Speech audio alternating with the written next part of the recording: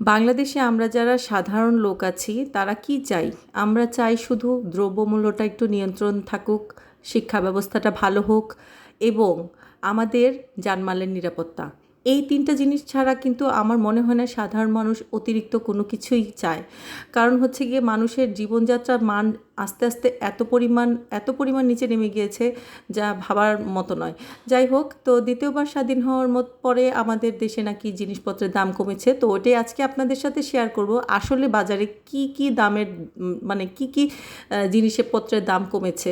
তো আমরা তো সবসময় মানে নিউজে দেখি, তারপরে হচ্ছে গিয়ে আ ফেসবুকে দেখি, ইউটিউবে দেখি। কিন্তু যখন বাজারে নামি না তখন কিন্তু বোঝা যায় আসল দামটা। দেখেন, আলু আমি কিনেছি ৳৬০, ৳৬০ এর আগেও কিনেছি, এখনও কিনেছি। দাম যখন বাড়তি হয়ে গিয়েছে আলুর দাম, এরকমই আছে।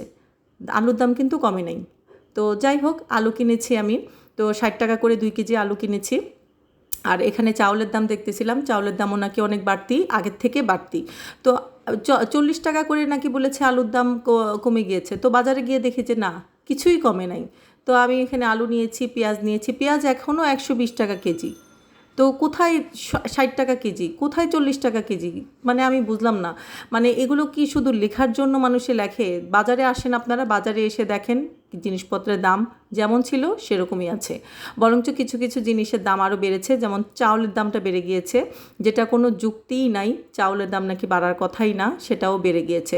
আর আমাদের দেশে যে কোনো জিনিস একবার যদি বাড়ে সেটা আর কমানোর চেষ্টাই করে না কেউ। কারণ চেষ্টা তো করা দূরে থাক, মানে ওটার মজুদ যদি বেশিও হয় তাও তারা কমায় না। তো যাই হোক, আপনাদের সাথে শেয়ার করব আজকে আমি কি বাজার করেছি। তো আমি ডেলি শপে গিয়েছিলাম। কিছু কিছু জিনিস যেগুলো পাওয়া যায় না সেটার জন্য আমাকে ডেলি শপে যেতে হয়। কারণ হচ্ছে গিয়ে ওগুলো আমি যেমন কসমেটিক্স আইটেমগুলো ওগুলো আমরা ডেলি শপ থেকে কেনার চেষ্টা করি।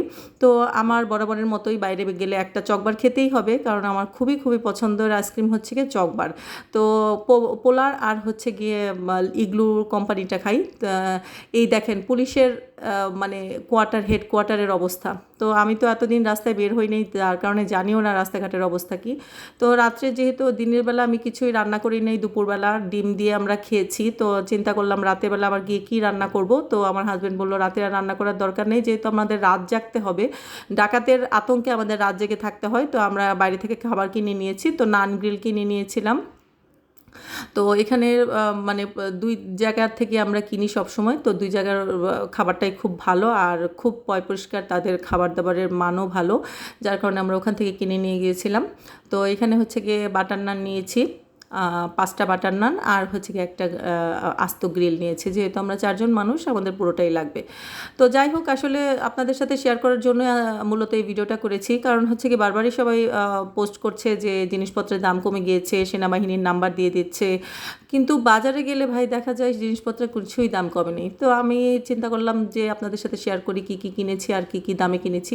তো আমরা ডিনারটা কমপ্লিট করে নিয়েছিলাম। আমরা আগে খেয়ে মানে সবাই রেডি যে ডাকাতকে পাহারা দিব, যে ডাকাত কখন আসবে সেই পাহারা এখন দিতে হয় আমাদেরকে।